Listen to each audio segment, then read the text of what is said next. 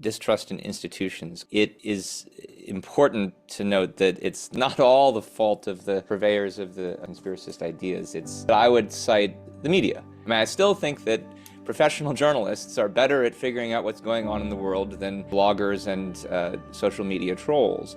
That said, they've had a lot of big blunders, and their ideological biases are usually the reason, usually get in the way of reporting the facts quickly as they need to be. I mean, I think a part of what's feeding all kinds of conspiracism about Biden, it's pretty clear that he's been in cognitive decline for a while, and the media did their best to make him look better than he actually was. And then when that debate happened, it couldn't be spun anymore, and so they went, on the attack. But that's a case of not misinformation, it's a case of slanting that's ideologically driven, that has the effect of causing people to lose trust in them. And I think rightly so. I think you should trust them less than you used to. I take them with a big grain of salt, and that then feeds the idea that you can't believe them on anything. This is a unique moment for conspiracism, because usually there's one event that looks bad for one side, and they're the ones who have to gin up a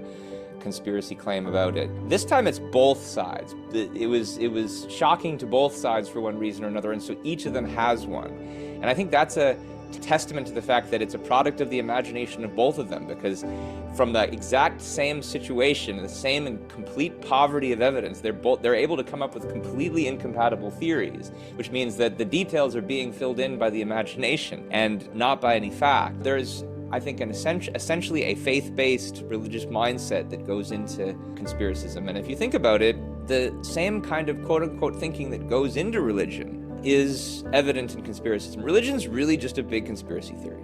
There's this big universe, we don't understand it, we don't know how it works, strange things happen, we need to posit some kind of mysterious forces behind the scene, personal agents that explain all of this. There's a God who controls everything and makes sense of the things you don't understand, even though it doesn't actually help you understand them and doesn't actually explain them in any amount of detail. So it's no surprise that there's a correlation between religious attitudes and conspiracism, because